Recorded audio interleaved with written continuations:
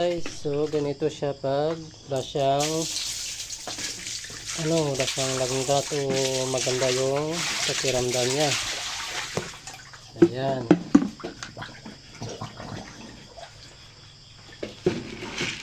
Na.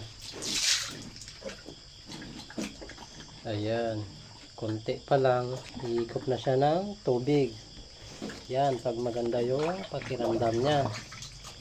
Pero pag inaatake ng swine, wala man lang langgaw ng kumain o minom ng tubig kahit napakarami ng feeds. So may lumulutang kuha yata ng walis, yung dulo ng walis.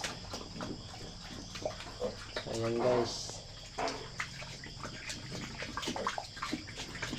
maganda yung pakiramdam niya ngayon. Kaya yan,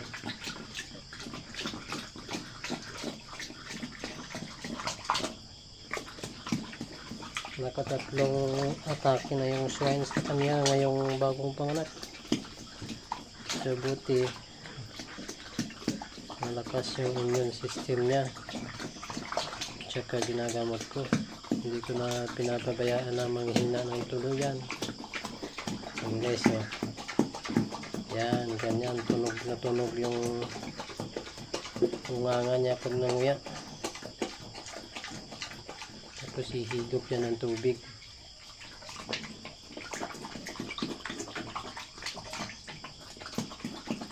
Yan, so post ko muna, kuha lang ako ng feeds, dagdagan ko. Ayan na, dagdag ko. Sige. So ginagawa ko guys pag maganda yung pakiramdam niya. Yan, dati darak lang yan, tapos lalagyan ko ng ganyan lang na feeds. Ubos niya yung 4 liters na yan na tubig na yan guys, ubos niya agad yan. So ngayon hindi yan, mamaya maubos niya rin yan.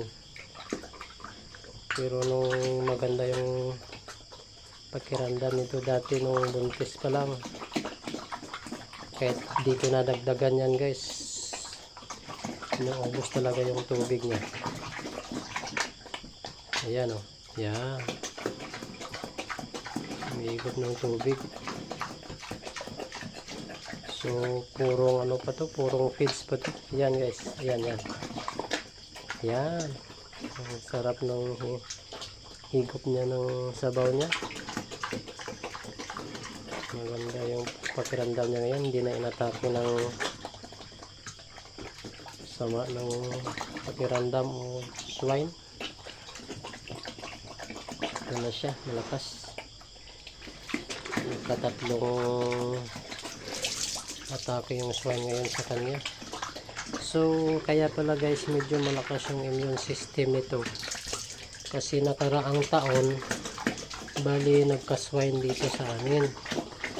So sumama dati yung pakiramdam nito, yung biglang tumamlay, biglang walang ganang kumain, walang ganang kumilos. So niligo ko lang ng suka sila, bali 4 sila dati nito. Yung mga kapatid niya nakatay na, tapos siya iniwan na ginawang inahin. Tapos yung nanay nila ganun din yun, yung kulay itim na nakakatakot guys, kasi pati ako gustong sakta ng baboy na yun, yung nanay nila, kaya binenta ko. Ito maamo to, pero sobrang laki yun guys, 300 plus yung kilo nun, napakalaki. Ito nasa kalahati na lang to guys, yung itong katawan ng nanay niya.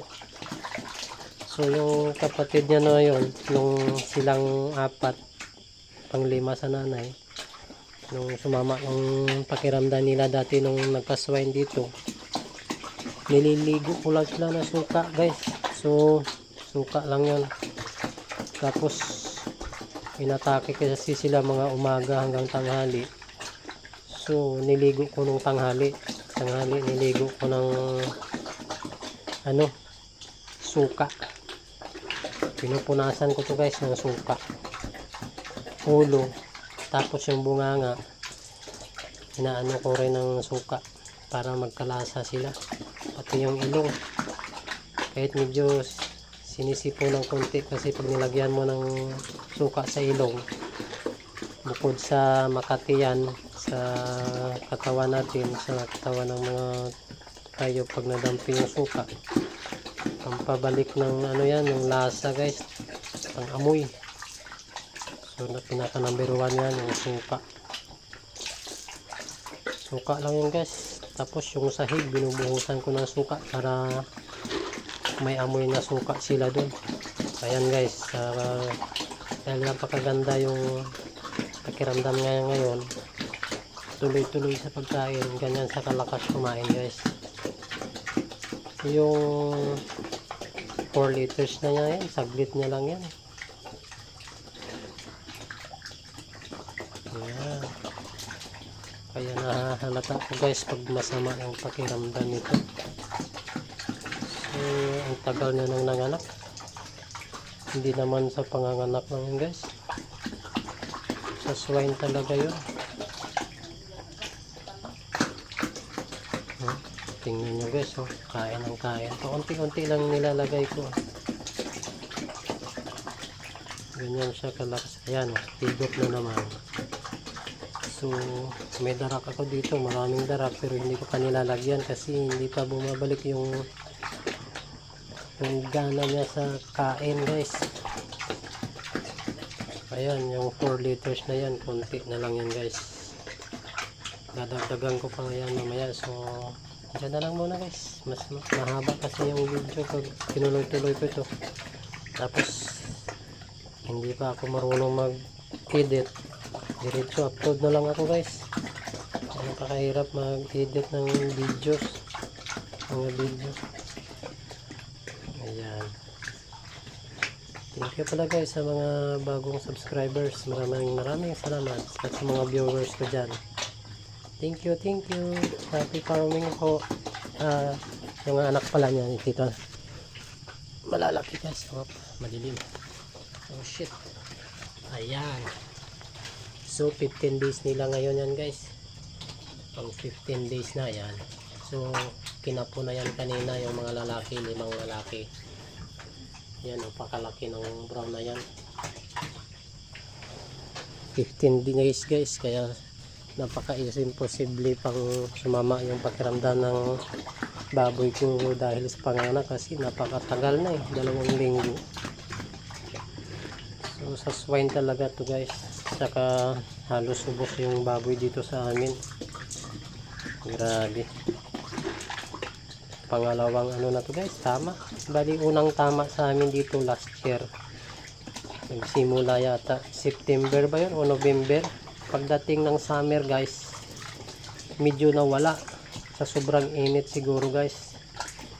So nitong nagka-El Nino yun, saka konti lang yung mga baboy din yun, kaya siguro ganun. Tapos nitong tag-ulan, bumalik na naman yung yung swine nito guys. October ngayon simula nung September katapusan, yun grabe yung pananalasa ng ng swine dito guys, kasagsagan ng swine. So ngayon medyo ito na lang yung nakakasurvive sa akin. Ilan-ilan na lang kami dito guys sa aming barangay, bilang na lang kami yung may baboy dito na nakasurvive. So yan guys, thank you. Napahaba pa tuloy.